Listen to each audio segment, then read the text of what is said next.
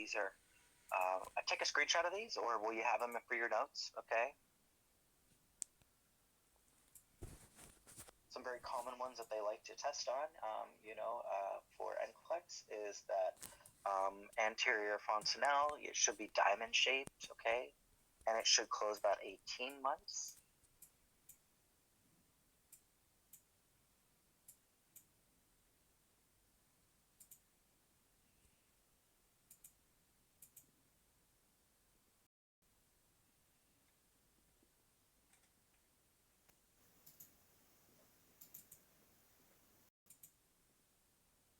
Gout that's caused by pressure during delivery. Okay, it goes away, and it's not a serious condition. Okay, cephalehematomas, that's where we might see bruising or blood clotting related to mild trauma caused to that tissue during the birthing process. Goes away in a few weeks usually.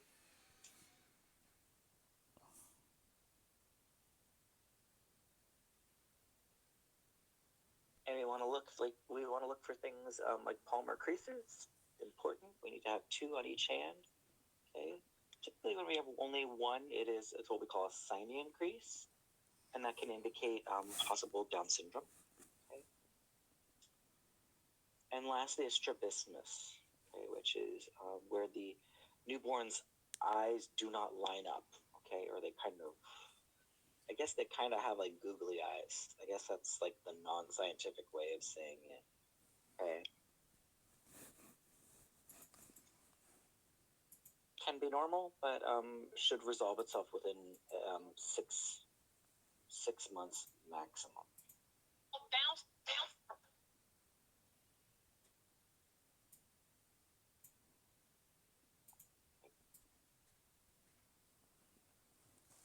Some common integumentary findings: vernix caseosa, right? That's that white cheesy-like material covering the skin.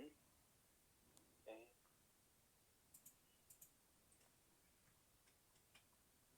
Languno is that fine, downy covering of hair, and it will disappear within the first week or so.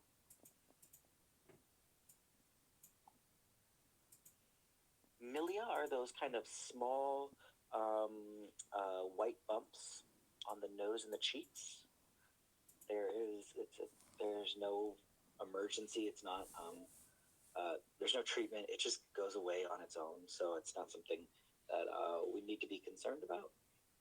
We see erythema toxicum. Okay, and that's sometimes where there's a splotchy pink popular rash on the body. Okay.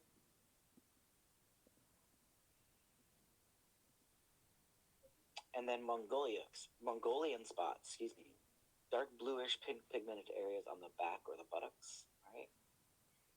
Typically disappears by school age, okay? So these are just some of those integumentary findings that they do like to test on for NCLEX, so it's always good to be aware of them and kind of know how to answer those questions.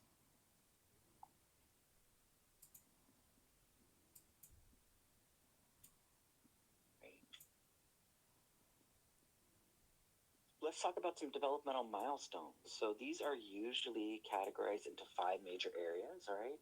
We see physical growth, cognitive development, emotional and social development, language development, and sensory and motor development. Okay.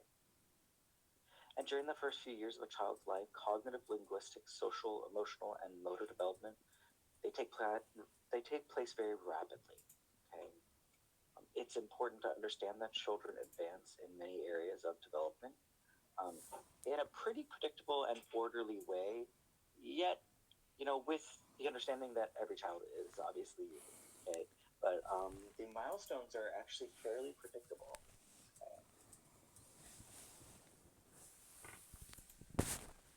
Some factors that can affect these areas of development are their health status, their physical characteristics, the environment they're in, and their personality. Okay. Good place to look at these milestones is on the CDC website. Excellent resource.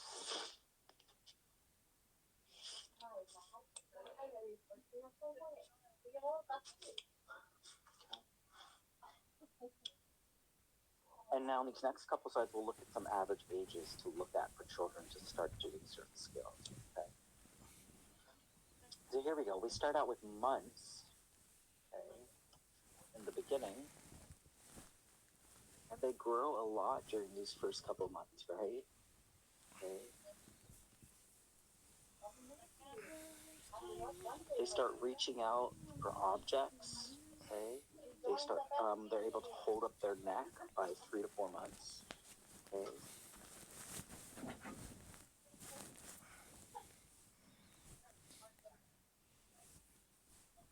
They develop what we call a pincher grasp. This is where they can pinch things with their fingers, or pick things up with their fingers now. Okay. By about 12 months, they're able to sit without support, and they're able to walk with a little bit of falling. Okay, they can stand up usually. Okay.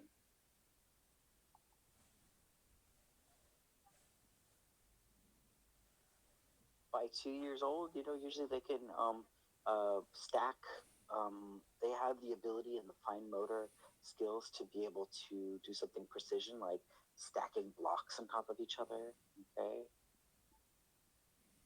They're able to walk up and down stairs. Maybe they can jump at this point.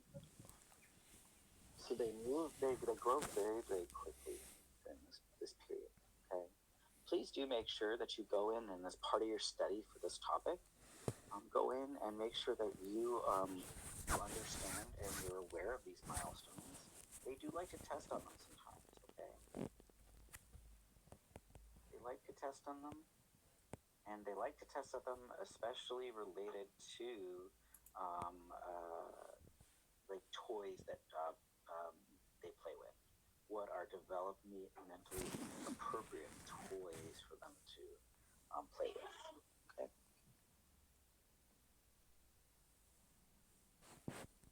Some concepts related to motor development is that we evaluate gross motor development usually involving neurologic and maturational markers. Fine motor skills involve the use of small muscles of the hand, so they require more time to develop. We want to be able to teach our parents to avoid comparing their child with other children. Okay. Remind their parents that it's important to note that the child is making progress, right? So maybe the parents don't have realistic expectations of what their child should be able to do. Okay, we need to just remind them that their child is growing, and that's the important part.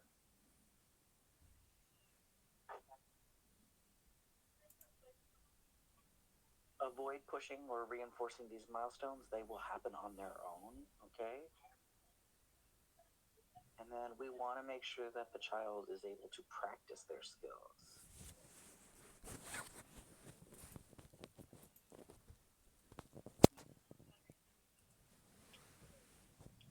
And then remember, the best way that children learn is through playing.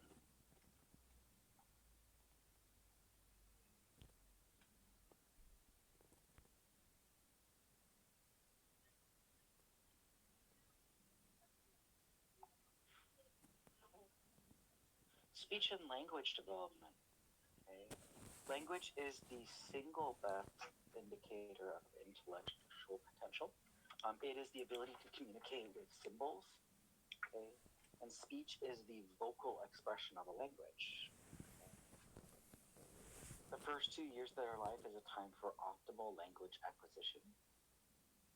And a child can understand 10 times as many words as they can speak. Okay? That's kind of scary, right?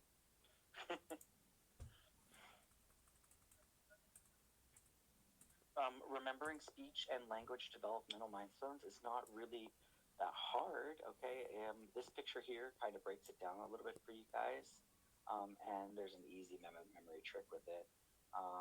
Remember, at birth, an infant attunes to human voices and develops recognition of parents' voices. So at 3 years old, more than 75% of the child's speech is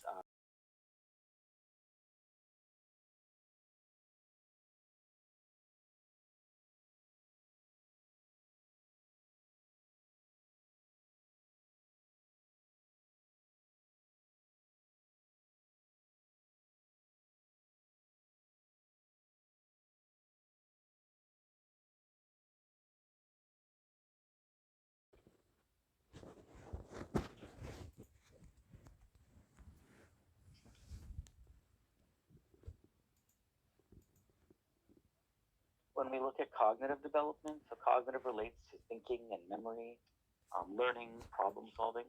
Okay. In addition to language milestones, a child's intelligence can be estimated by evaluating their problem solving skills. So to better understand cognitive development, we use Piaget's stages of cognitive development. Right? And these are them right here. There's 4 stages. And Piaget basically said that there were these 4 stages: sensory motor, pre-operational, concrete operational, and formal operational. Okay. First stage, that sensory motor stage, is from birth to 2 years. This is where our infant is progressively building knowledge and building understanding of the world by having interactions with it, physical interactions. Remember, one of the number 1 ways they learn is by playing. Okay? So they're playing and they're learning about the world at the same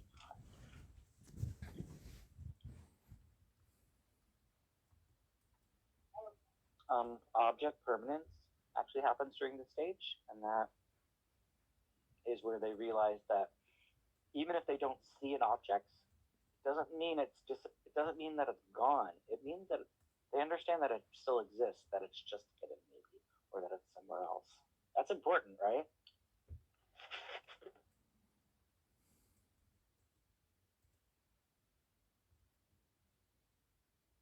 They develop some separation anxiety during stage 1 as well, and that is where they experience fear when they are separated from their caregivers, correct? Okay. Second is that pre-operational stage there. This is from about 2 to 7 years of age.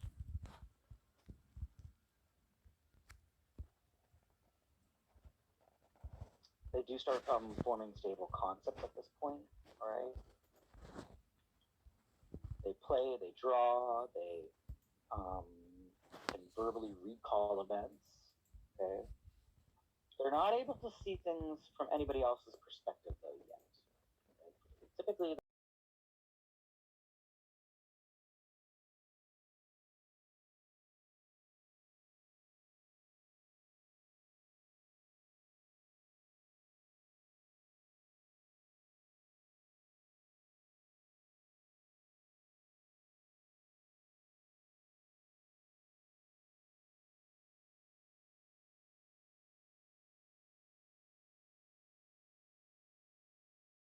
an appropriate use of logic, okay? So they're making a big step here cognitively, right? They're able to start understanding why things work the way they do. They're able to start seeing things from other people's perspective. They do become very rule focused. Okay, so they understand things that they should and should not do, and they do tend to get very focused on that. Okay. They can do more complex things like crossword puzzles and remote control toys and games like that. Okay, at this pace. And last is our formal operational stage. This is about 12 plus years. Okay, they can think abstractly at this point. Okay, they can think hypothetically. Okay.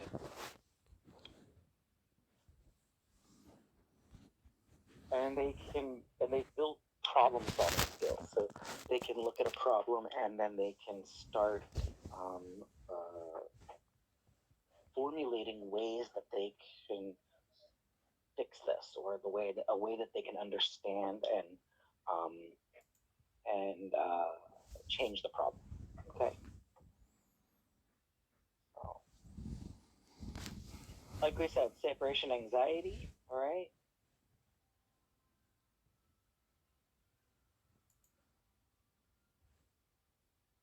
It's when our child is separated from its main caregiver. Okay. There are 3 stages to this. Number 1 is protest. They cry loudly. They can be very hard to console.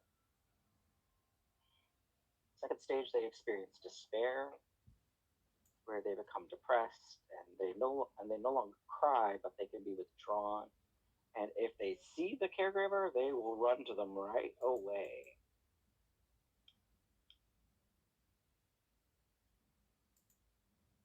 And then the third stage is that attachment stage, and that's where our child seems happy and appears as though they are coping, but they haven't really, okay? They haven't really. Don't let them fool you. Okay? That's our 3 stages of separation anxiety. It usually starts at about 8 months old, very common about 10 to 12 months, and it should be done usually by about 2 to 3 years. So if after 3 years they're still experiencing that separation anxiety, we might need to take a look at that, right? Because that's not normal at that point. Okay.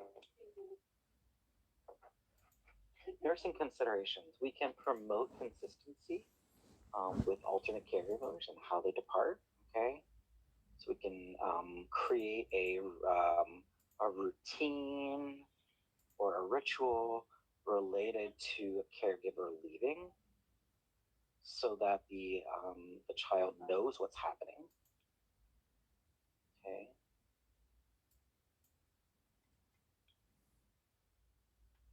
We allow them to keep familiar objects with them. Okay. If we can get them to focus their attention elsewhere until that caregiver returns.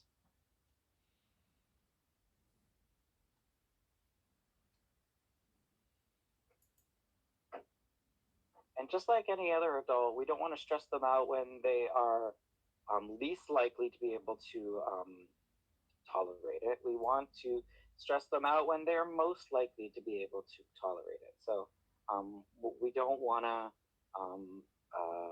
schedule separation times when they're tired and sick and cranky. Okay, we want to do it when they are rested, when they are able to handle and cope with that stress. Okay. And then I think we could do, we could also, we could practice lengthening those separation periods. So maybe start with 5 minutes and move it to 10 minutes and slowly move it up to 30 minutes. And then eventually to, an hour. Okay. But that's how we slowly get them used to it. Okay. Toys, developmentally appropriate toys is a topic they really like to test on for NCLEX. So we're going to cover just a little bit of it here, but please do make sure that you include that in your study. Okay, that is a very, very important part, and you do not want to leave that out. Okay. Typically, birth to 6 months, we're looking at sensory play, right? So they are using all of their senses to interact with the world around them. Okay, so things that they can see and hear. Okay, maybe not so much taste, but see and hear. Okay, maybe even touch. Okay, are going to be good. Things like mirrors, mobiles, rattles.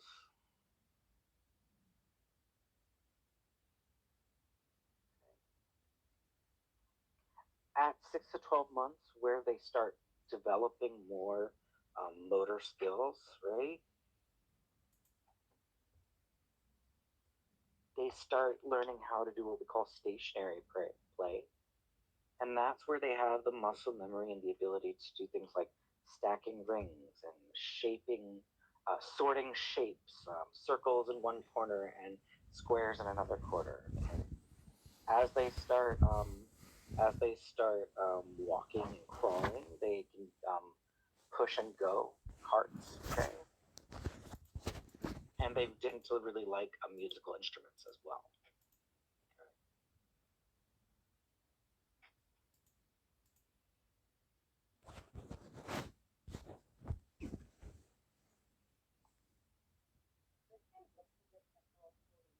At 1 to 2 years, this is where what we call pretend play.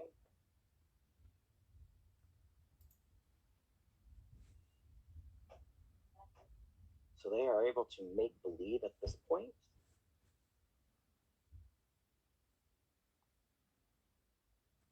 They could do things like riding on a mobile toy. They can pull strings, kitchen tools, bath toys. They can use big crayons.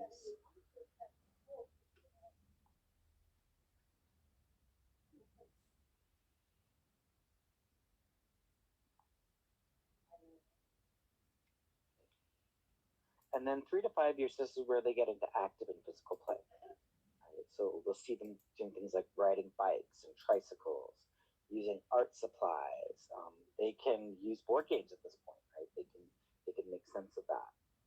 They could use building blocks, right? And maybe even things like memory or card games.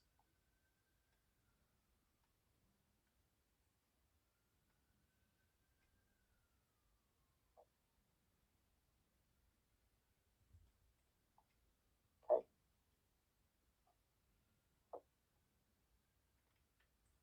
How do we choose appropriate toys for children? You know, we always want to make sure that's safe, right? That's important. The number one concern. We could choose toys that help them to grow and develop. Okay. Toys can be expensive, but they do not have to be. Okay. Remember, your baby cannot tell what is expensive and what is not expensive. Okay. So toys do not have to be expensive. Right.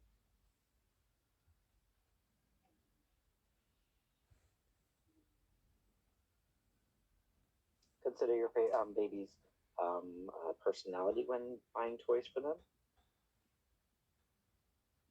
and then buy toys that make them happy. Okay?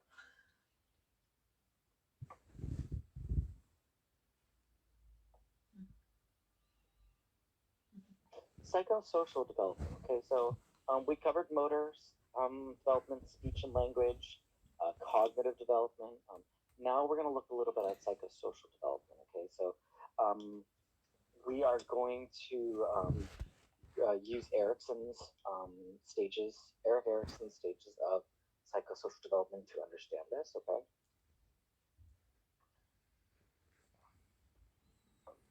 And the idea behind Erikson's stages is that throughout our lives, we encounter certain crises that contribute to our psychosocial development. Okay? We don't grow through um, having no conflict and no challenges. Erikson says that we actually grow when we are given conflict and we are given challenges. Okay, so it's important. No parent wants to see their child have a hard time, but it's important for children to experience challenging and difficult situations because that is how they're going to grow. Right? So as shown in this illustration, every stage is characterized by two contradictory emotional forces. All right.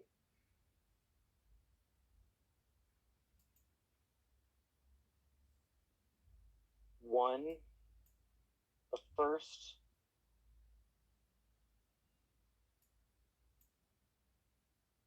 The first one is like I said, a crisis or a task that they need to complete.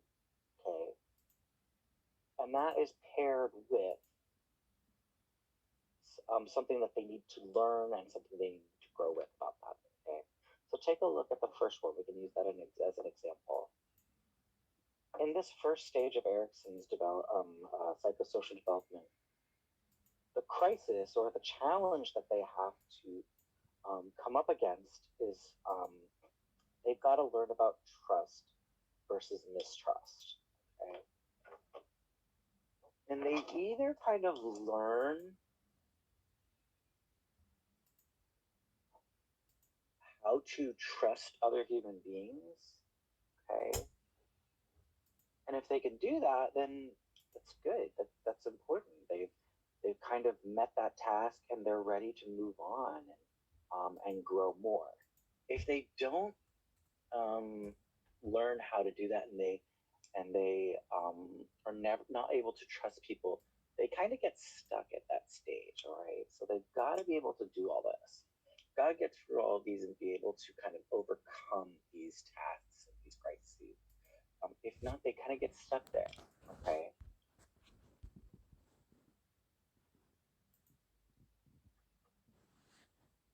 So please do be familiar with Erickson stages. They are important, and they do like to test on them.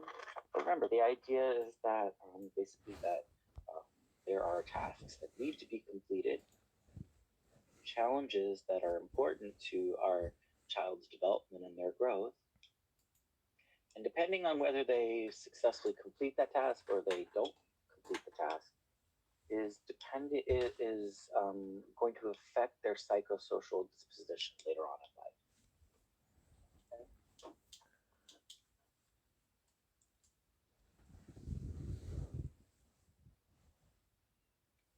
Lastly, there's standard stages of puberty. Okay, these are good to know. Please do make sure that you study them. We're not going to go over a lot here, but puberty can start as early as 8 years for some. Well, that's prepubescent, but usually we see puberty start about 9 to 11 years. Um, uh, for women, there's breast development. For men and women, there's development of pubic hair. We see usually it goes through stage 3, 4, and 5, and by about 15 to 18 years, our child is considered like physically mature. Okay, they've gone through all the changes that they're going to experience as part of puberty, and they are considered physically mature at that point. Okay.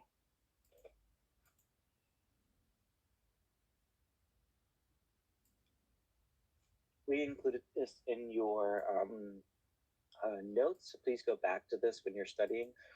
These are the stages, Tanner stages again, and it just gives some very basic changes, physical changes that are happening during those. Okay, so go in there. You don't have to memorize everything in here, but it is good to be aware of these stages and kind of some of the important changes that are happening to their bodies.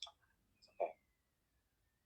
So the next thing we're going to do, guys, is we are going to go to our safety. But we're going to take our break first. All right. So let's take a break, and we'll be back in 5.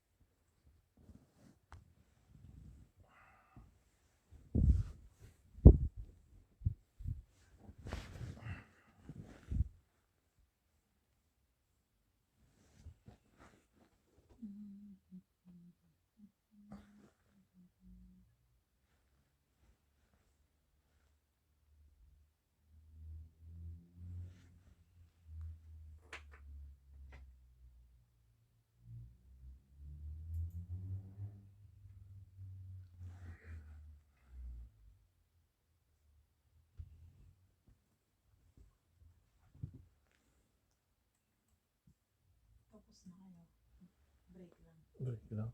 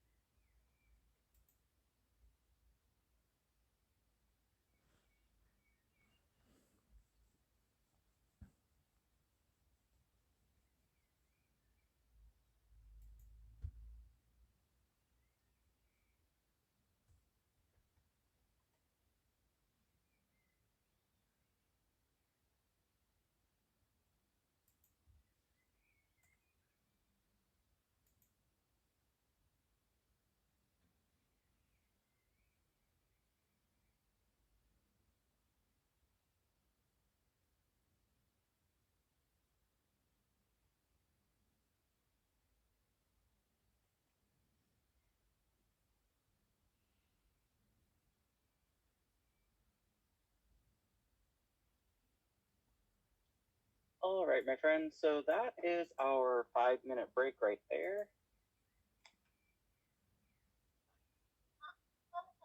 I hope you guys got a good chance to get up and stretch or grab a snack.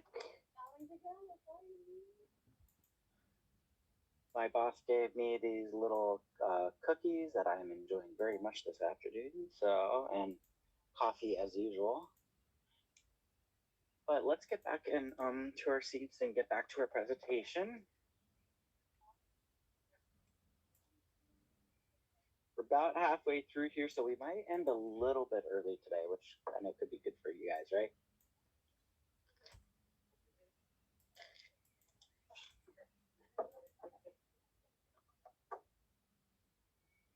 So let's talk about car safety, okay? So according to the CDC, motor vehicle crashes are the leading cause of death among children in the United States. Okay?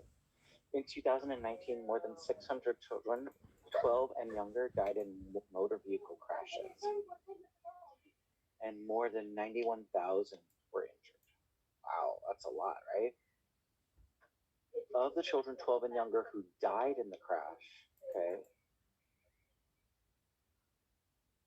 38% of those were not using a safety device. Okay. So one of the biggest things we can do to prevent this and to decrease these numbers is by making sure that parents know how to use their safety devices for their children. Okay. There are different types of car seats. Okay, that we can use. We'll show some pictures of them in a minute here. But rear facing is the first one that we start with. This is typically from when our baby's born till about 2 to 4 years old. Okay, as long as they're able to, basically. And this is where we actually position the chair not to face the front windshield, but actually to face the back windshield. Okay, so that's why we call it rear facing. Right, so that's the first one that we start with, and we try to keep them there as long as we can. Second, we just what we call forward facing. So usually about age 5, as they get bigger and bigger, we have to actually turn that chair around. And now the child's seat is going to face the front, like everybody else's seat is. Okay, so before it was kind of facing the back window, the opposite direction of everybody else. Now we flip it to the front window, and it's facing the same direction as everybody else's seat. Okay. Next, we move into what we call a booster seat. And what a booster seat is it kind of, it just adds some height. It helps to put the child on top of something to add some height so that the normal seatbelt can fit more appropriately around them, okay? And then last thing we move into is a full adult seatbelt, okay?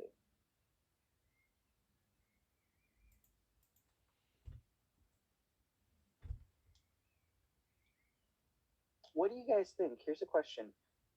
Where does our seatbelt need to go? What parts of the body should it cover? Do I want my seatbelt covering my legs or my stomach?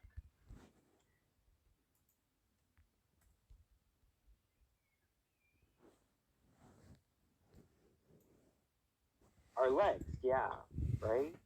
Our legs, okay? Because if there's pressure applied, there's less possibility for trauma to the leg muscles than there are to the abdominal organs, right? Okay. What about the chest or the neck? Which one do you think?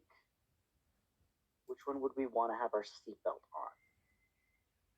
Think about if we got in an accident, where would we want the pressure to go? Yeah, good. We want it to go across the chest, okay? Because the chest has good support, right? It's got the rib cages and the sternum and all of that, and the shoulders and everything to support the organs underneath. Okay, so if the seatbelt goes across that and pressure's applied, it's able to withstand that. If our seatbelt goes around our patient's neck, what do you think can happen to that child if pressure's applied? We can compromise their airway, right? We could strangle them, okay? Maybe even cause trauma to some of that soft tissue that exists in that area, okay? So the ideal places for our seatbelts is across the legs, or what we call the lap, and then across the chest, okay? Okay. Here's some pictures of what we were talking about there. So number one is our rear facing. Two, we flip it around and then they're facing the same way as us. Three was that booster seat. Remember, they're not tall enough yet for the seatbelt to fit properly. So what we're doing is we're putting this booster seat underneath them to give them some height so that it will fit properly. And lastly is that adult seatbelt that we want to make sure that they're in. Okay. Let's talk about our pediatric vaccine schedule. That is important. I think this is a challenging one for a lot of us, right? But they do like to test on an NCLEX, so it is important to learn them. This can help you here with kind of organizing, okay?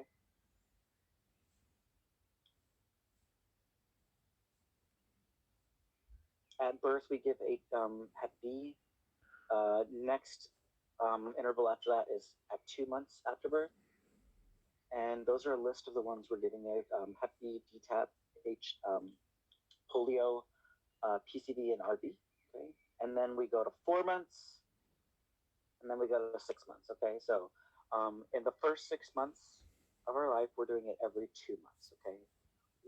We do one vaccination at birth, then it's at 2 months, then it's at 4 months, then it's at 6 months, okay? That's our first 6 months there, okay? Every 2 months. Next, we jump to every it goes to a year, or every 6 months, really. So take a look. So the next one is at 12, okay? RV is rotavirus. Good question.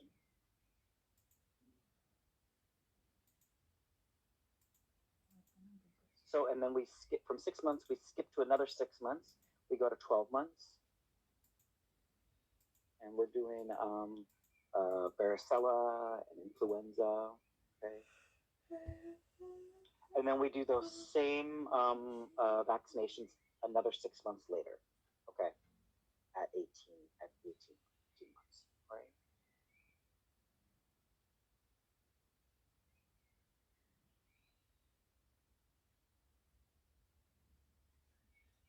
And then finally, we 4 to 6 years old is where we are getting follow-ups on these, our titers on these ones. Okay.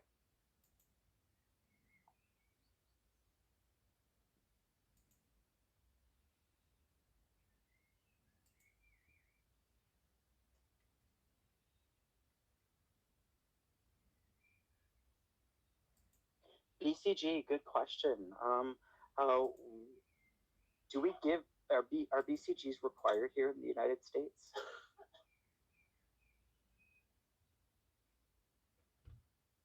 They are not actually. So the BCGs are not required here in the United States, which I think is very, very interesting. So they could be given voluntarily, but they're not given as mandatory. When do you guys do them in your countries?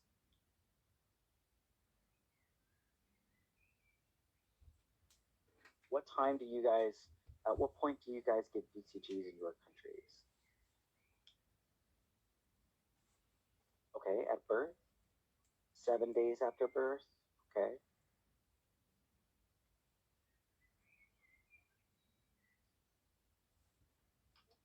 Okay.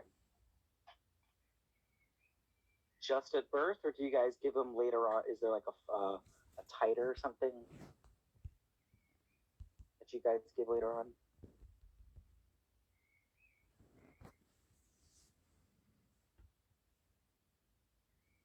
No, just birth to 2 weeks. Okay.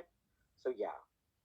So I think I mean it's just my opinion, but I think that BCG should be required for uh, for people. That's what I'm used to. I grew up in Singapore where everyone has to get a BCG. But yeah, they don't require it here in the United States. So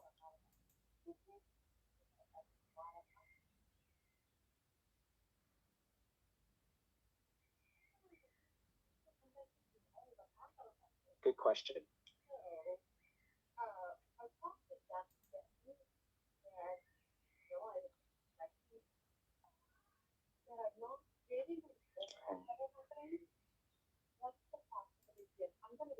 This is a mnemonic that some people like to use um, to remember some of these vaccinations.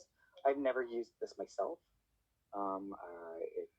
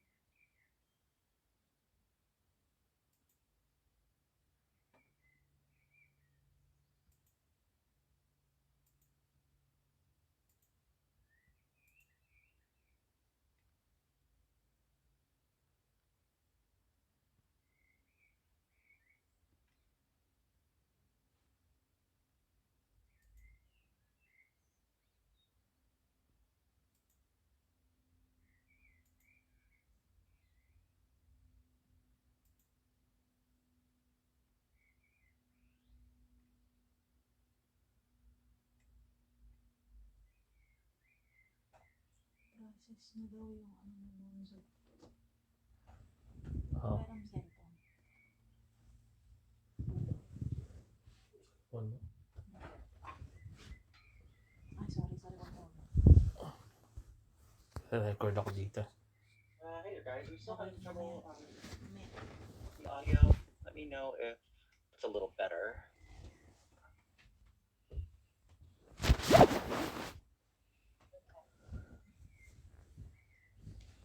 Okay, all right, cool.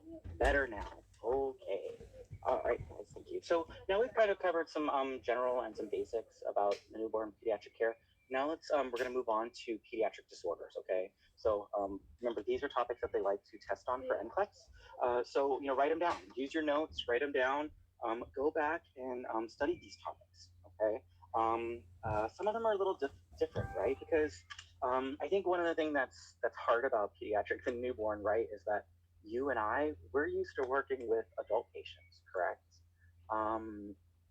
We're used to working mostly with adults, and most of us don't work with children. So I think that's the hard part. I think the second hard thing about it is that um, it's kind of a different set of rules, right? For when you're taking care of kids, the vitals are different, the labs are different, and some of the conditions are very specific to children. So, but I don't want that to be something that makes you afraid of pediatrics and newborn. It just means that we roll our sleeves up, right, and we get in there and we learn it. Okay, so you can do it, right? So let's look at some common disorders. All right, we'll look at we've already looked at things like meningitis, Duchenne's muscular dystrophy, Hirschsprung's disease, croup, cystic fibrosis, and asthma. Okay, so we've covered these in other webinars, so we're not going to cover them today. But these are some very common disorders that can be related to pediatric and newborn clients. So definitely keep them on your list. Definitely make sure that you have reviewed them and that you know how to answer questions related to these topics. Okay. We are going to look at neonatal abstinence syndrome, phenylketonuria, some communicable diseases that we see in childhood, spina bifida. There are some congenital heart diseases that are specific to pediatrics, respiratory syncytial virus, necrotizing enterocolitis, Wilms tumor, childhood leukemia, and scoliosis. Okay. All right. So neonatal abstinence syndrome. This is a condition that develops when infants have been exposed in utero to alcohol, drugs, other substances. Okay. Typically, we see it most with infants whose mothers have been dependent on certain substances, specifically alcohol or opioids. Okay. Doesn't have to be the result of just one drug. Sometimes we see that the mothers are using multiple substances, unfortunately, that cross that barrier and affect our newborn. Okay. Signs and symptoms that we can see with these are increased muscle tone, increased respiratory rate,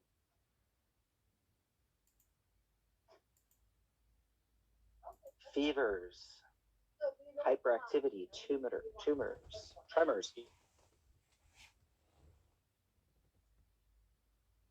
not tremors. don't don't put tumors down in your notes, guys. Okay, put tremors. Okay, tremors. Okay, excessive sucking, disturbed sleep, and then loose watery stools. Signs of withdrawal typically occur within 12 to 24 hours after birth. and they become very pronounced within about 48 to 72 hours. And they can last up to 8 weeks.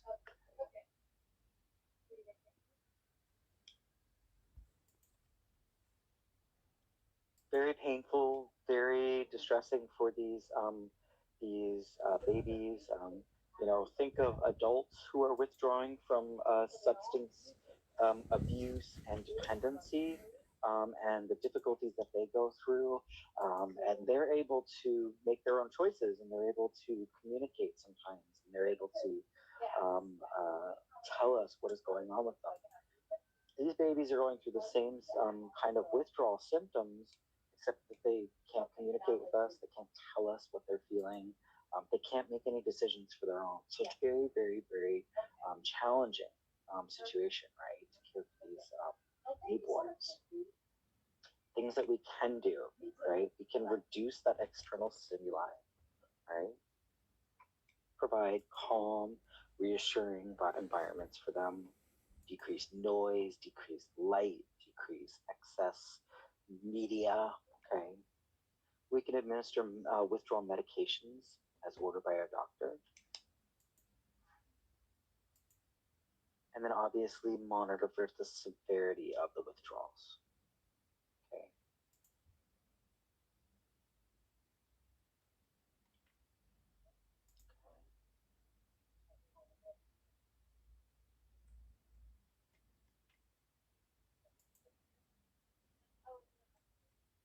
Next, let's look at PKU, or phenylketonuria.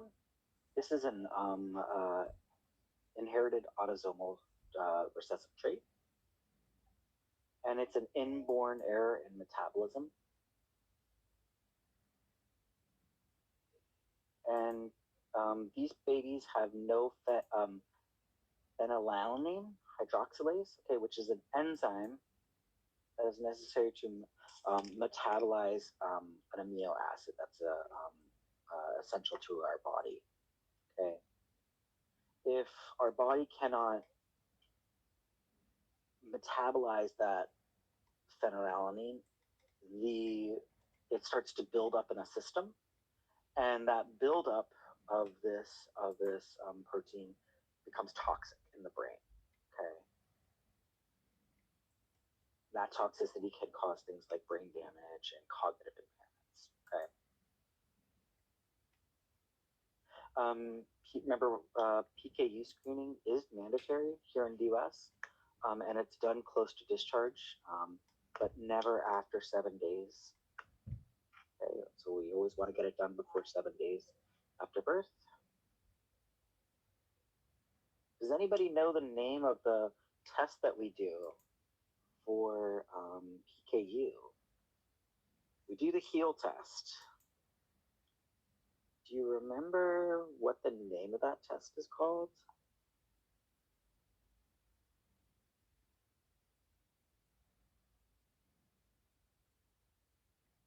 It's called the Guthrie's blood test. Good. Good about it. Yeah. So it's called the Guthrie test.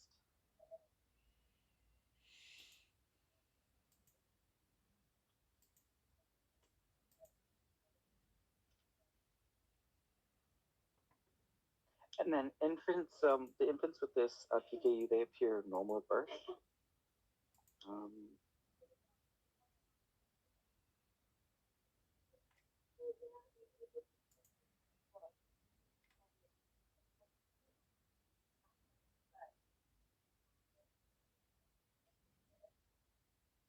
They do have some very specific characteristics. They tend to have blonde hair, blue eyes, fair skin.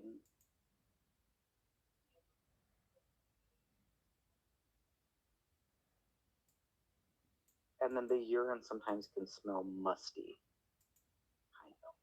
Okay. Management, we also see vomiting, irritability, and red skin rashes of them. Management, breastfeeding is preferred. But if we can't, we want to give them a low phenylalanine formula, right? Prevent that buildup from increasing.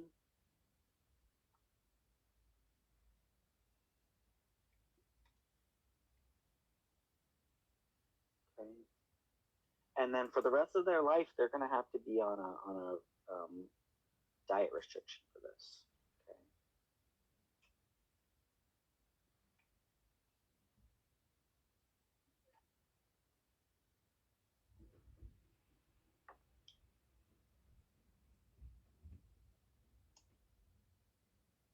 Oh, wow, we're jumping right to types of isolation. Okay, we're going to look at some communicable diseases. That's why. Okay, I couldn't figure out why we were going straight there.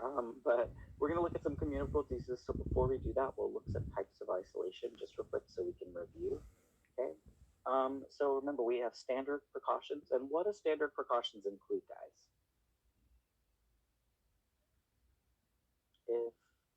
Who gets standard precautions, first of all? Who gets standard precautions? Everyone does. Yeah, everyone does. Everyone gets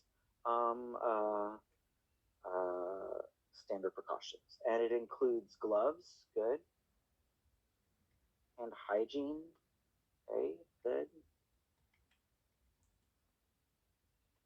Safe medication administration, including, sub-Q, IM, injections, things like that.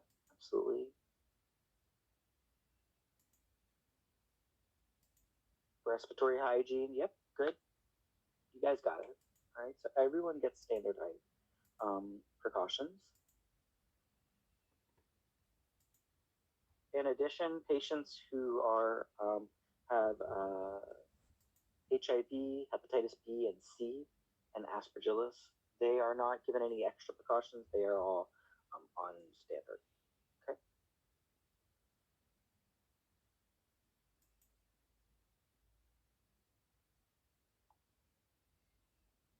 Contact precautions. Who gets contact precautions, guys?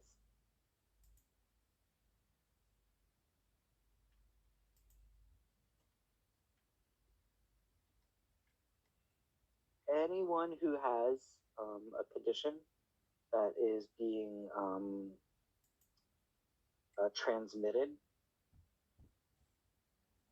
through spores, like on the hands or body fluids or body tissue. Okay, right. MRSA, C. diff, right? E. coli, salmonella.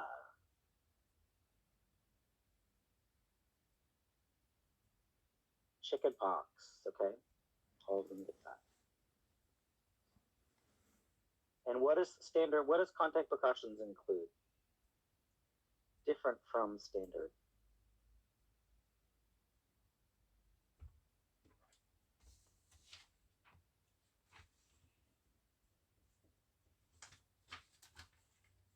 It includes a gown, yeah.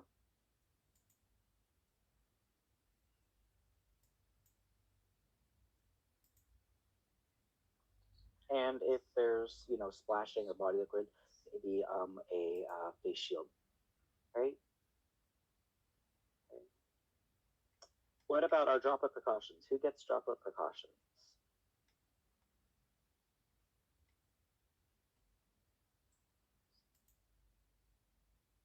Okay, patients with pertussis, influenza, right? Measles, mumps, rubella, okay?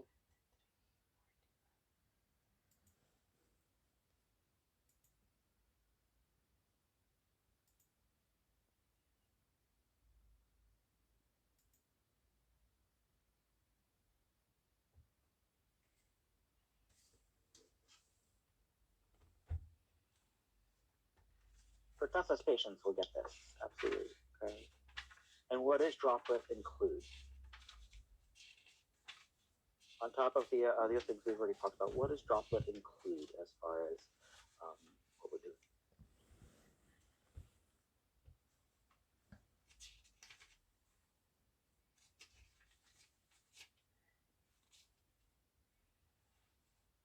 Face masks, yeah.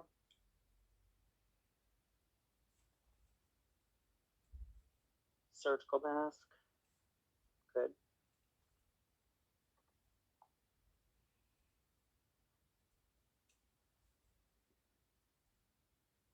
Good.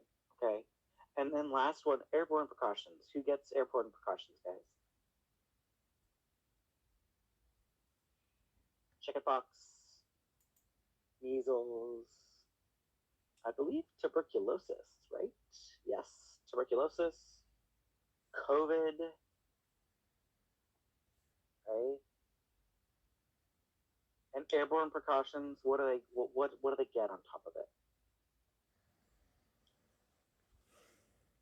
This one they need to use an N9 respirator. Okay. So yeah, that's the key feature about those airborne precautions. All right. So now we covered that. Let's look at some of our communicable diseases for children. First one is varicella. Okay.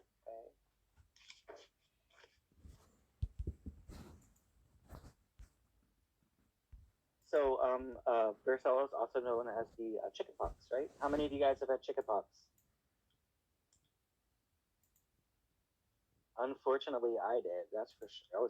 That's for sure. That was horrible. A lot of us had it when we were kids, right?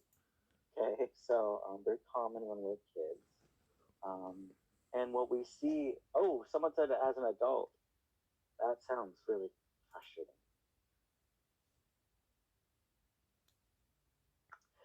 Sound check, guys. How's the audio doing?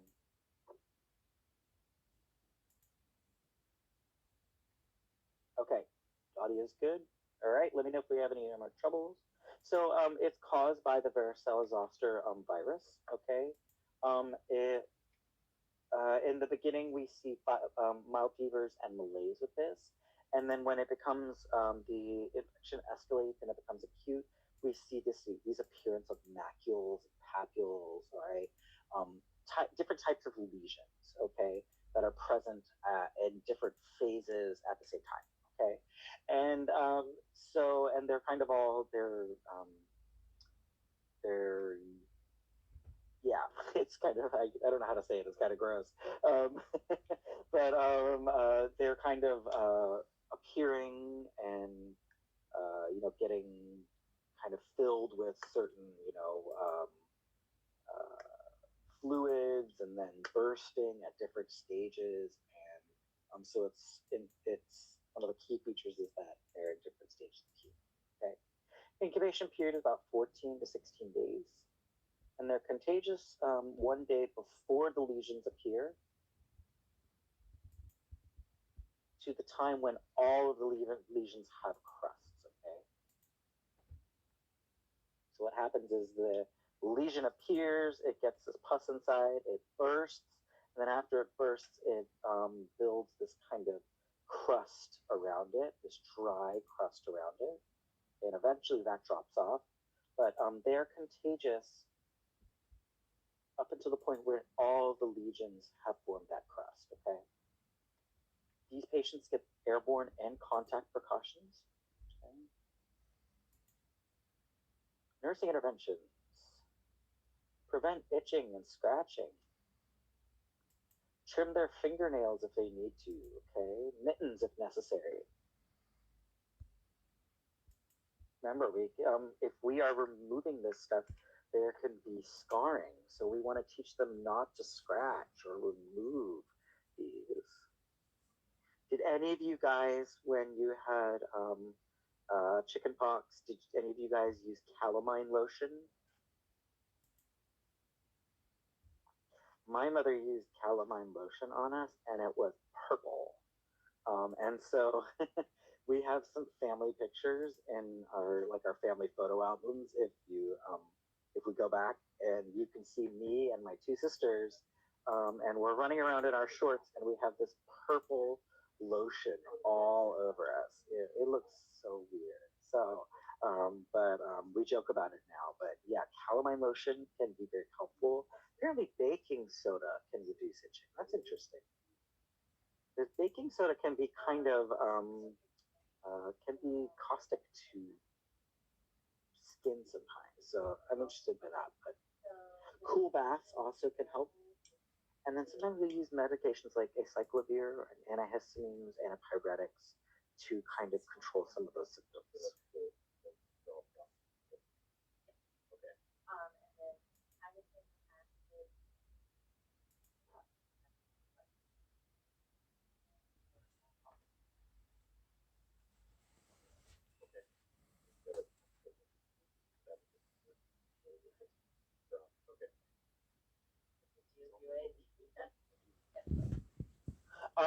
Question here. Someone said mittens. How do we describe mittens, guys? Have you ever applied like safety gloves to your patients?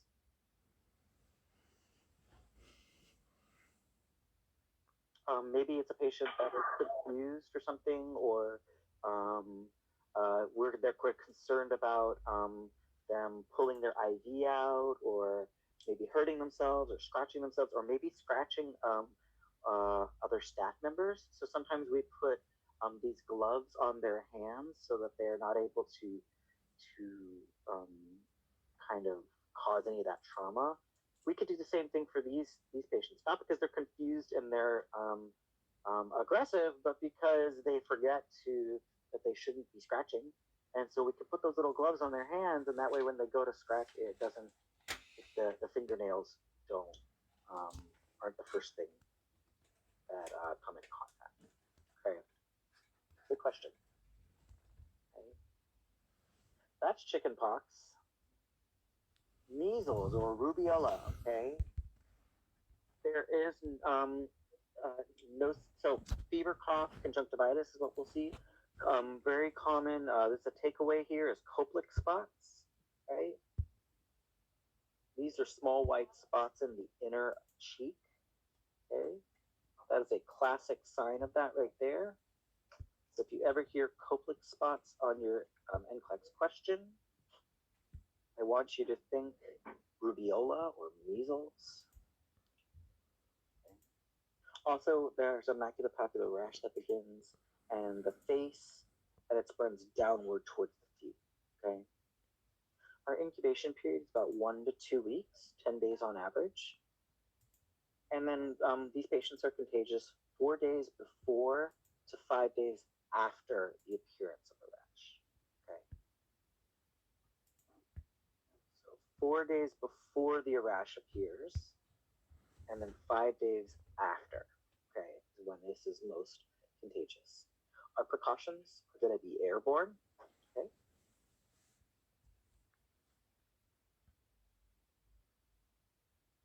Nursing interventions, we can give symptomatic care, promote quiet activities. We can they can experience photophobia, so we can reduce the light to their environment. Okay. Maintain hydration, give them good oral care. Vitamin A can be a really important prescription in reducing their morbidity. It reduces the risk of death by 87% for children that are under the age of 2 years old. So very, very important to get that.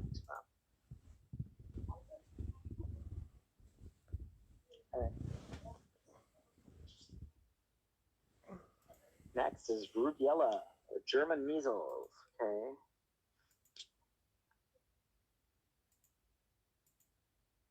There is no treatment that's going to kill this virus. Okay. Most people with rubella they don't get very ill. They don't really need any treatment, and we kind of treat their symptoms and they make a recovery. Okay. The immune system ends up making the antibodies that they need during the infection to fight it off. Right. But we see mild fever and cold symptoms that precede this rose-colored maculopapular rash. Okay. The rash lasts about 3 days.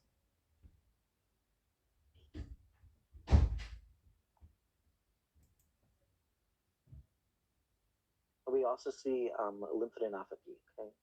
Incubation is about 2 to 3 weeks, and they're contagious 10 days before the rash to 5 days after the rash fades away.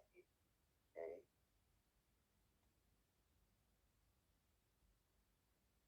These patients get droplet precautions.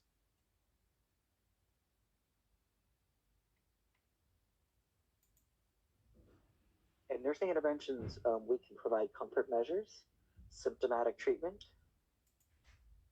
Pregnant women do need to avoid exposure to this because it can cause fetal anomalies.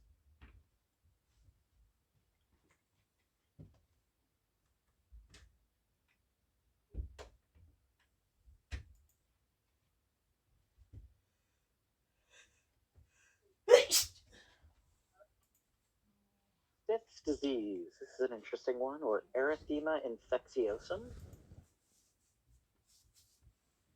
This is typically a benign childhood condition that's characterized by this, what we call slap cheek appearance. Take a look at this diagram in the lower right-hand corner there. See how his cheeks there are kind of noticeably pink or red, almost as though someone has come and slapped him multiple times over the cheeks. That's where we get that name, a slap cheek appearance. Okay, so it's that pinkish kind of coloration on the cheeks there. Okay, it is caused by the human paravirus B19, and it manifests as this slap cheek rash. Okay, incubation period is about 4 to 14 days, and they're contagious during that time. Okay. Precautions? No precautions for these guys. Okay. And nursing interventions for them, we can treat symptoms.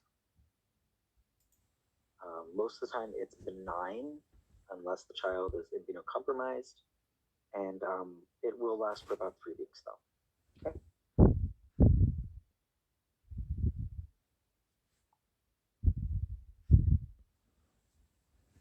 Mumps, right, or parotitis. This is a viral disease caused by the mumps virus, okay? And initial symptoms are non-specific, and they include fever, headache, malaise, muscle pain, loss of appetite, okay? And so those non-specific symptoms end up being followed by some very, very painful swelling, okay? And it's specifically in those parotid glands. Where are our parotid glands, guys? Where would I find parotid glands at?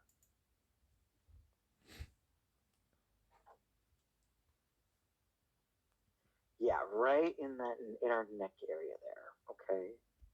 Right in our neck there. That's where our parotid glands are, okay?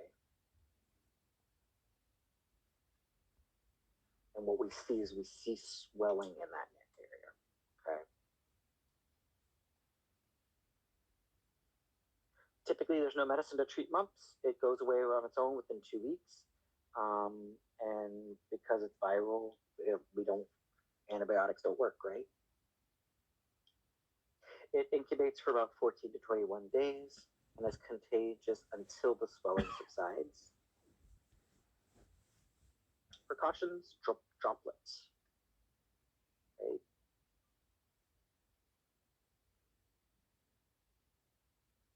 And nursing interventions provide them comfort, bed rest, help them with swelling. We could give them cold packs and ice packs for their neck. Make sure that they're getting enough nutrition and enough fluid intake with, having their neck swollen. There's an increased risk for poor nutrition and poor hydration because of that. Okay.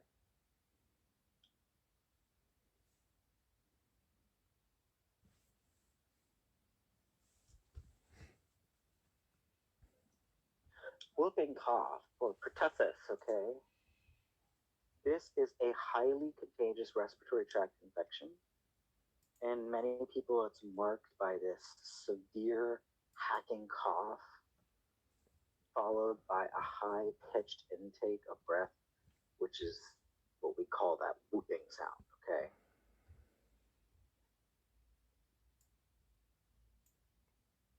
It's caused by Bordetella pertussis. We see fever, cough, and colds.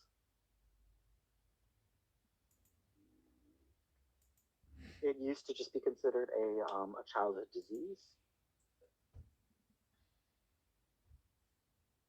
Incubation, 5 to 21 days. Contagious, highly contagious, before the onset of paroxysmal cough, and until 5 days after the antibiotics are administered, or effective, excuse me.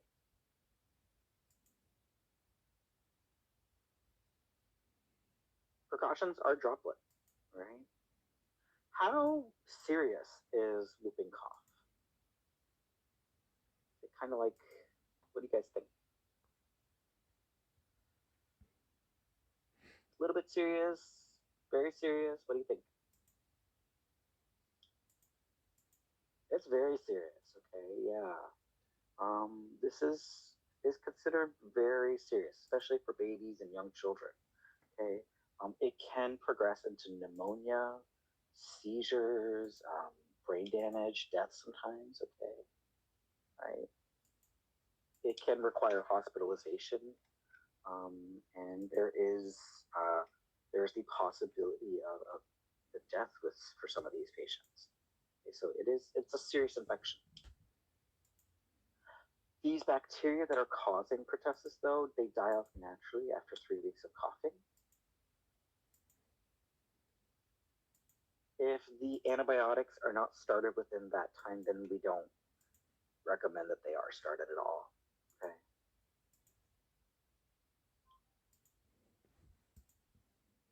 Our goal for them is we want to keep them hydrated, um, and then keep their breathing air free of dust and smoke and things that are going to increase coughing and respiratory difficulties. Okay, we want to encourage bed rest for them. Provide abdominal support during coughing. We said observe for any complications to the airway. They need to be on aspiration precautions because of the possibility of vomit aspirating them.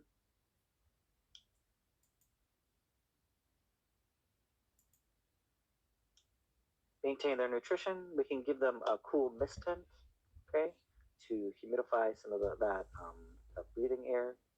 And then we do want to avoid cough suppressants, okay? We need them to cough up this virus, right?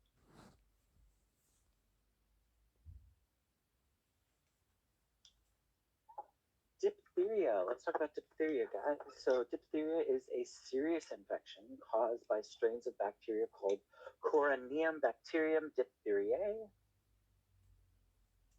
And these bacteria end up giving off a toxin, okay? And it's a toxin that makes people sick, okay? It can lead to difficulty breathing, heart failure, paralysis, even death. Okay? It's rare here in the United States. Only 2 cases were ever reported between 2004 and 2015.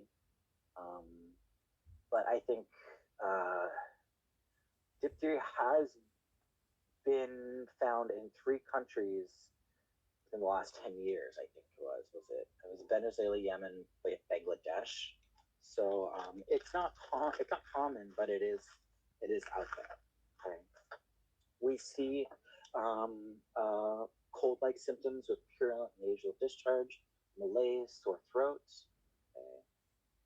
There's a white or gray membrane that forms in the throat, causing respiratory distress.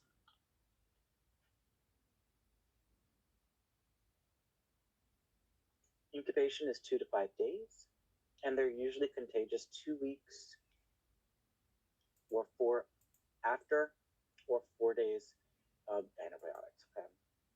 We need 3 negative cultures to consider them cured. Precautions are droplet and contacts. We want to keep an eye out for any respiratory distress, give them O2 and suctioning as needed. Monitor for any CNS involvement, IV antibiotics, and antitoxin, and we may need to identify contacts for treatment if they have been in contact with any other children or family members or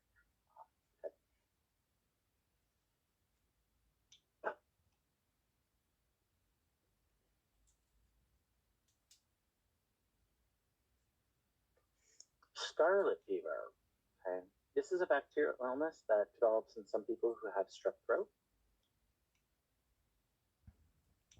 It's always accompanied by a sore throat and a high fever. Okay. And we see sudden onset high fever and tachycardia. A strawberry tongue is a classic sign of this. So if you hear strawberry tongue on your NCLEX question, I want you to think of scarlet fever. Remember, scarlet is a shade of red, and strawberries are red. Okay, so that's how you can remember scarlet fever, strawberry tongue.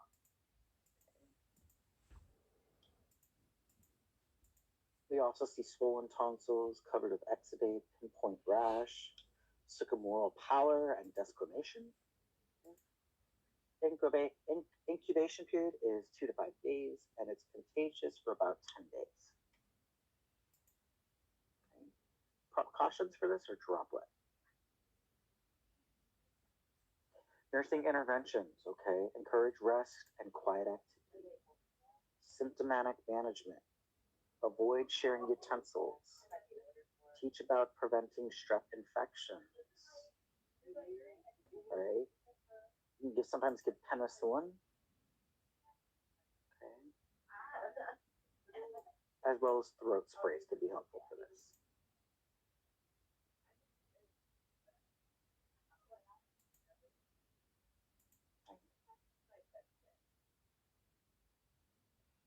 Rheumatic fever. I had rheumatic fever when I was a kid. Rheumatic fever can develop if strep throat and scarlet fever infections are not treated properly. Okay, so early diagnosis of these infections and treatment with antibiotics are key to preventing it progressing to rheumatic fever. Okay,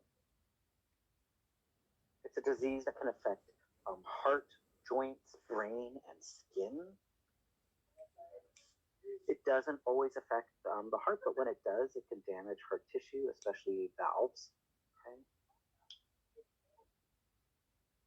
As we know, damaged valves don't work properly, and over time, that can lead to permanent heart damage.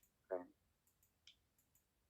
We see fever, painful and tender joints that migrate to another joint, and then small painless bumps beneath the skin.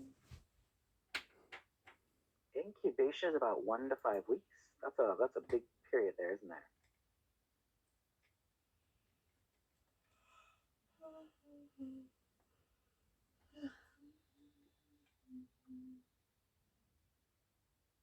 It's not contagious, but strep throat and scarlet fever can be. It's most common in young children and teenagers, 5 to 15. Okay. Nursing considerations, antibiotics to treat viral bacterial infections, anti-inflammatories, and EKG. Rest, hydration, teach how to prevent strep throat, and when to seek medical care.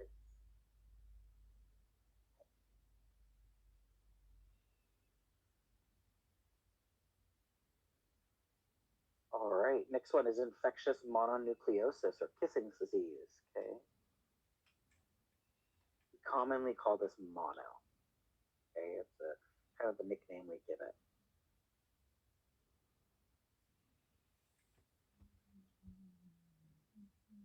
Mono occurs most often in teens and young adults. However, you can get it at any age. It's caused by the Epstein-Barr virus. We see low-grade fevers, malaise, jaundice, enlarged spleen, generalized lymphadenopathy. Okay, it incubates for about 1 to 2 years. Sorry, not years. Whoa, don't listen to me, guys. I lied. 1 to 2 weeks. Wow, 1 to 2 years. That would be a really long time. That'd be really, really bad. So no, 1 to 2 weeks here. It's contagious. It's by the oropharyngeal and contact only. There's no specific time period. Precautions: we do contact and isolation. Isolation's not required. Nursing interventions: encourage rest, supportive care, teach to avoid sharing eating utensils, and then lab results: positive for ASO titers and positive monopod sets. Okay.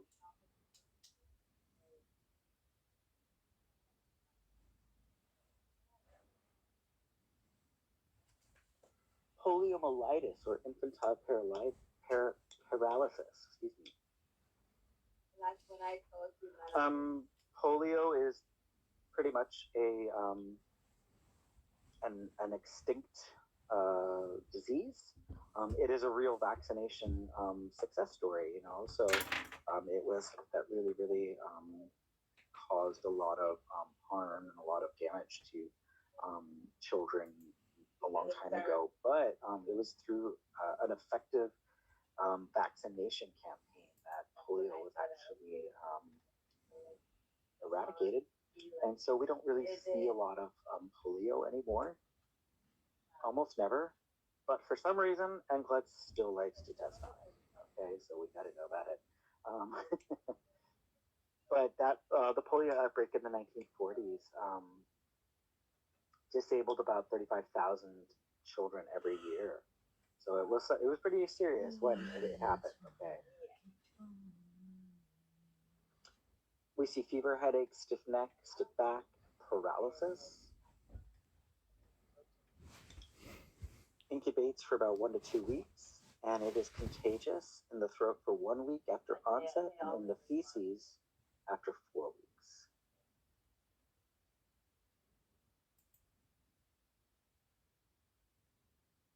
Precautions: they're in contact, fecal oral, pharyngeal or oropharyngeal contact, and droplet.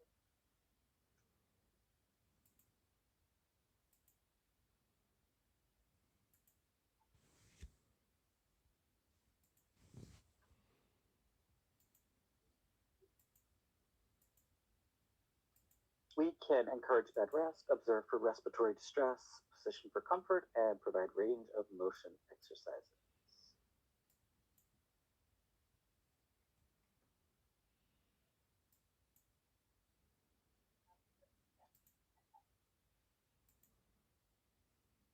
So now we're going to take a look at some congenital heart diseases here that can happen in infancy and in newborn.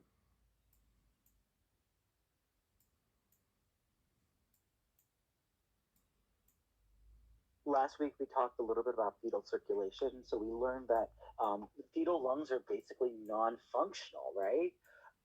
While they're in the womb, and that they're actually filled with fluid and not air, right? And so during this period, the oxygen exchange is actually made possible by shunts or bypasses that happen in the coronary circulation. Okay? And these main shunts are the ductus arteriosus, the ductus venosus, and the foramen ovale. Okay? At birth, when these neonates take their first breath, these shunts close. Okay?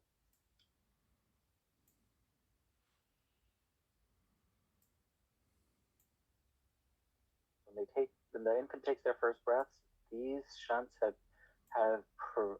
completed their purpose, and they close and they're no longer used. Okay. Sometimes when they do not close, that's when we have some of these congenital heart defects. Okay. We're going to cover these very briefly. We're going to kind of review them, but please do make sure that you study these, that you include them. Okay. There's a good way to classify them. On the left-hand side, we have cyanotic heart disease versus, on the right-hand side, acyanotic heart disease. So our two types of cyanotic heart diseases are decreased pulmonary, are ones that involve decreased pulmonary flow, and then conditions that involve increased pulmonary flow. Okay, so the first way we can kind of separate and organize these into, first of all, is cyanotic versus acyanotic. Okay, and then when we look at our cyanotic conditions, we can further classify them into decreased pulmonary flow and increased pulmonary flow. Okay.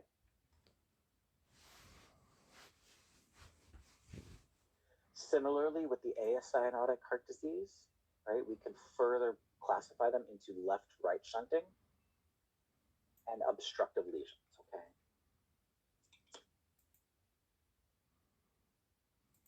Right? That's kind of a way just to keep them organized in your mind and, be clear of what's going on. With our acyanotic defects, guys, so they don't normally interfere with the amount of oxygen or blood that reaches the tissues. These conditions are typically known as left to right shunting, okay? Can also be caused because of, that's interesting. I'm going to get it this way. We're going to skip that and we'll come back to acyanotic. So let's look at those cyanotic first. That was our far left-hand corner, okay? All right. So cyanotic heart diseases are any defects present at birth that reduce the amount of oxygen delivered to the body, okay, causing cyanosis, right? They are more commonly described as right to left shunting, okay? And these problems cause cyanosis by causing a reduction in systemic blood flow, a reduction in pulmonary blood flow, or by a mixing of both pulmonary and systemic blood flow, okay? Mixing oxygen rich with oxygen poor blood, okay? The right to left shunts, they allow deoxygenated venous return to bypass the lungs and to return to the body without becoming oxygenated. So that's why we see that decrease in oxygenation. We will see things like tachypnea, tachycardia, pulmonary edema, irritability, okay, squatting position, a lack of energy, slow weight gain. The good examples of cyanotic heart disease are the tetralogy of Fallot, okay?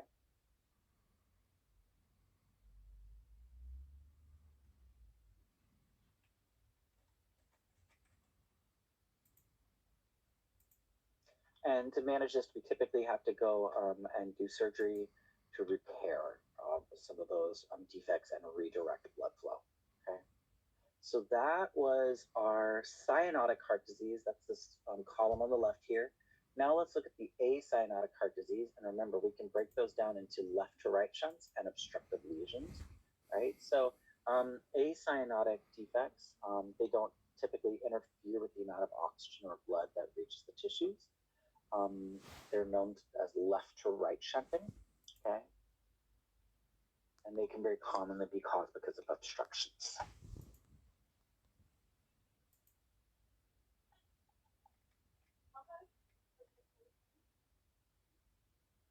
What we're seeing here with left to right shunting is that there's a back leak of blood into this systemic blood flow, okay? Signs and symptoms we see are increased fatigue, heart murmurs, signs of CHF, growth retardation, and increased risk for endocarditis.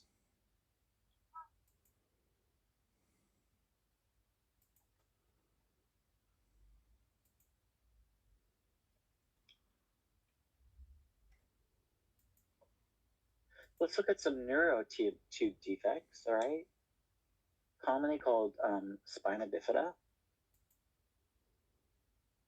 It can happen anywhere along the spine if the neural tube does not close all the way.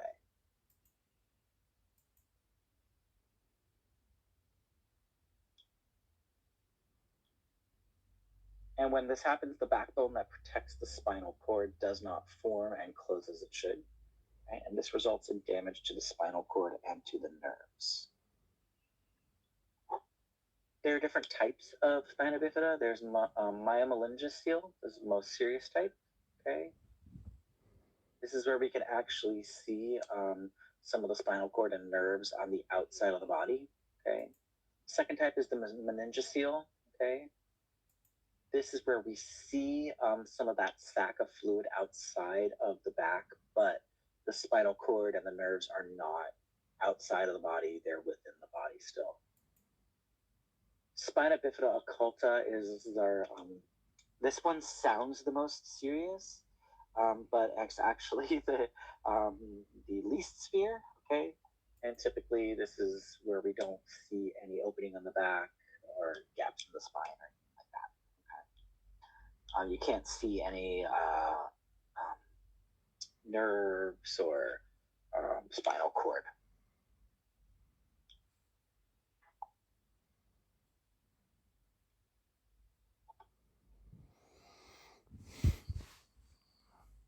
We diagnose this using an elevated alpha fetoprotein.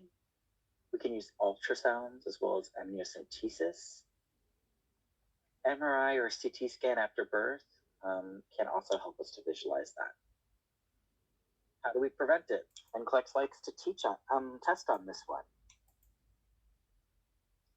I want you guys to think of neural tube defects and folic acid, all right? So those are keywords for those. Anytime you see folic acid, I want you to think of neural tube defects.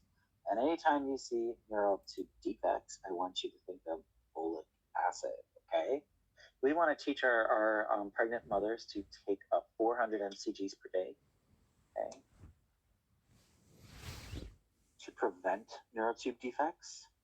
Complications that can arise when our patients experience these: hydrocephalus, tethered spinal cords, limited mobility, incontinence.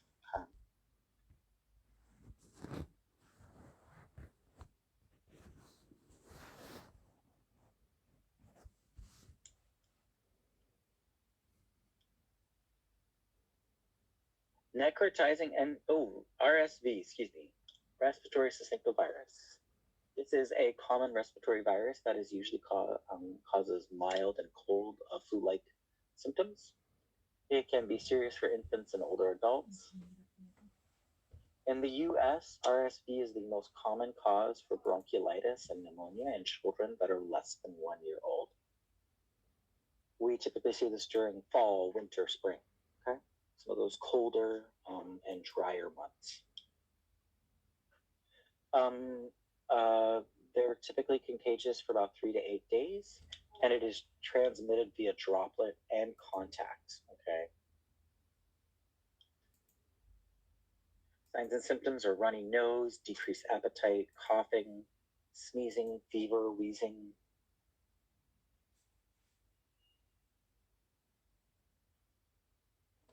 And we manage it by keeping the fever under control, making sure they're hydrated,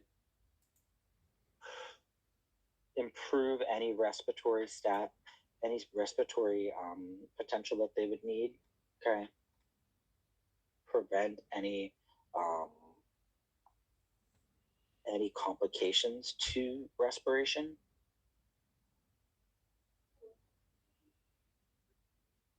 We can give monoclonal antibodies for these patients when it is a severe case.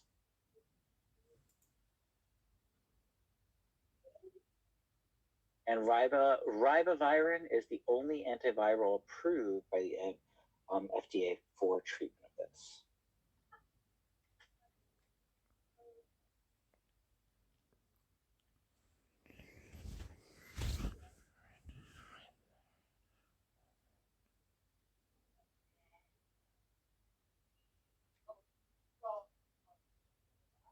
Okay. Necrotizing enterocolitis. This is serious, right? This is a disease that affects the intestines of premature infants. Typically happens within the first 2 weeks of life in babies who are being fed formula instead of breast milk. Okay? In this condition, bacteria invades the wall of the intestine, and then inflammation sets in.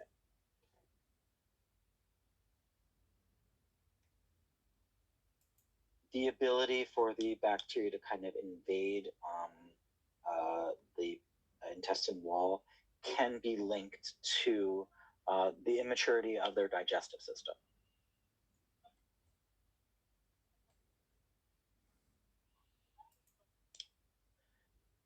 symptoms characteristic is ischemic necrosis of the GI tract, ultimately leading to some kind of perforation. We know that is never, that's never good, right? Doesn't matter how it happens. If you have perforation in your intestine, that is a bad thing, right?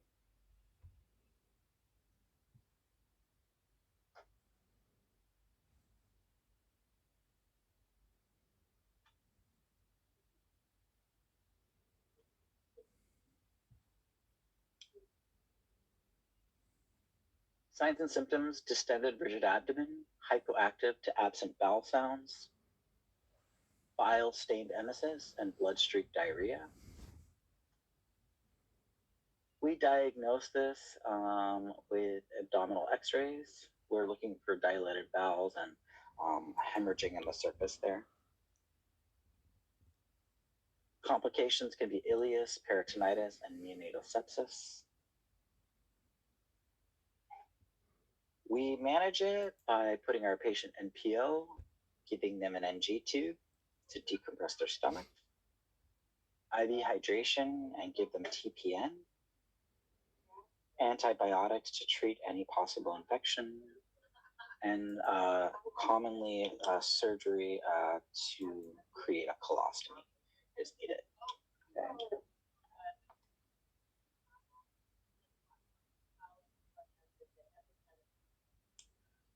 Wilms tumor, okay? Wilms tumor or nephroblastoma is the most common kidney cancer in children. Bella Ramsey plays. I call her Belly. Okay. And typically these tumors are unilateral. They don't affect both kidneys, they just affect one. But there can be sometimes more than one tumor on one kidney. Okay.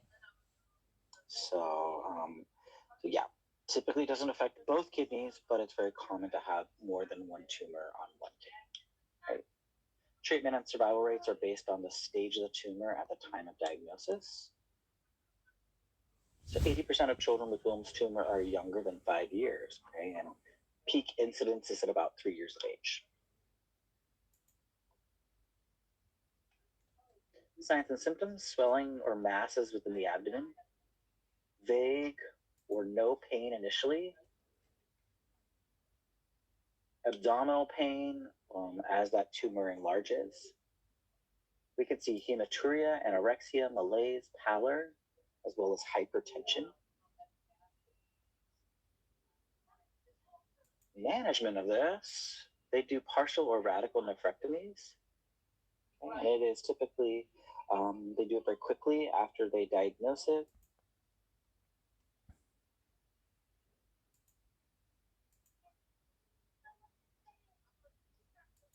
Sometimes radiation is required. Nursing interventions: put a sign above the door that says, "Do not palpate abdomen." And then monitor for post-op complications and provide post-op care. Okay. All right, we're almost there, guys. Hang in there, okay? Let's look at childhood leukemia real quick. It's just the most common type of cancer in children and teens. As we talked about in another session, this is a cancer of the white blood cells. Question on the Wilms tumor, why would we not palpate the abdomen?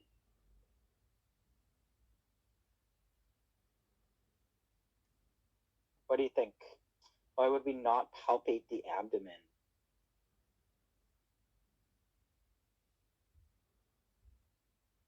Probably because they don't want any disturbance to that surgical site. Okay. If it's post-op, pre-operatively, palpating that tumor is probably very, very painful. So that's kind of what I'm thinking. I don't know, I'd be interested to hear what you guys think. So leukemia is a cancer of the white blood cells.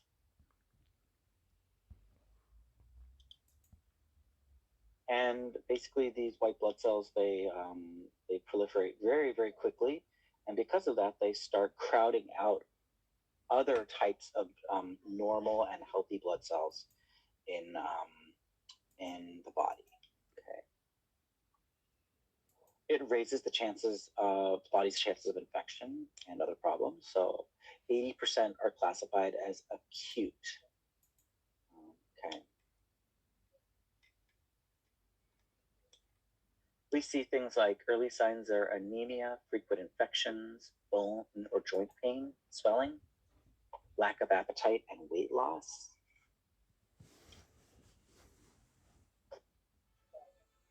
We diagnose this with a blood test. We look at red and white blood cells as well as platelets. And we can also do a bone marrow biopsy.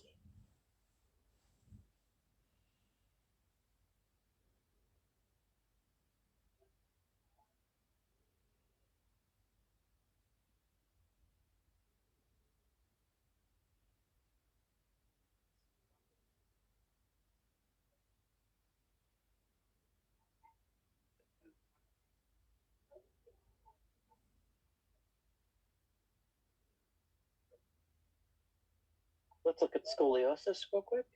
This is a lateral curvature of the spine. It's mostly noticeable at the beginning of a growth spurt, 10 years of age. More common among adolescent girls. Okay. Signs and symptoms: uneven hips and shoulders, visible curvature of the spine. Head and hips are not in alignment.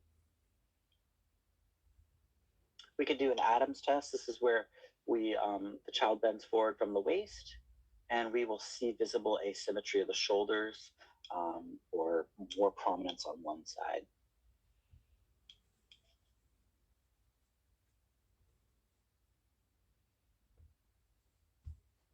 We only monitor for curvatures less than 25 degrees.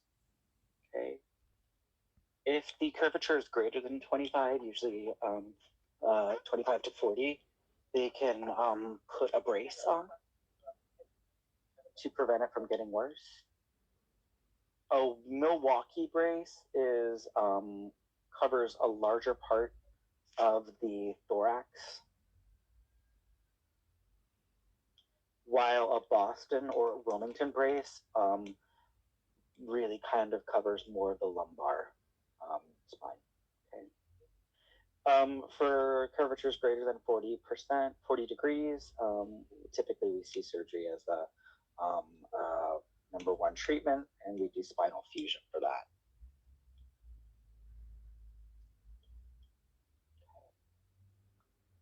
So here's that Adams test right there. If they bend over, we can see the asymmetry between the sides. Okay, okay.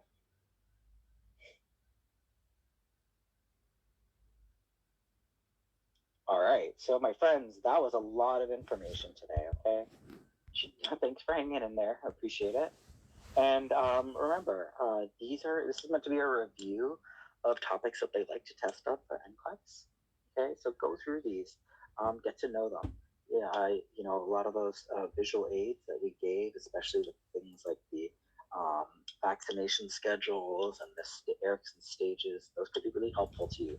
You don't have to memorize every single detail, but it is important to be familiar with those things.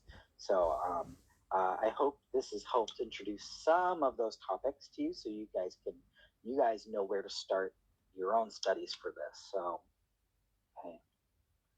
I appreciate you guys being here. I know everyone's really busy and you guys got a lot on your plates, but I appreciate you taking the time to be here. It's always good to see you guys.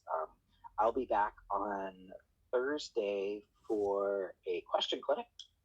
So you're welcome to come join me on Thursday. We always have lots of fun. And keep up the good work, guys. You're doing great. Okay. Thank you so much.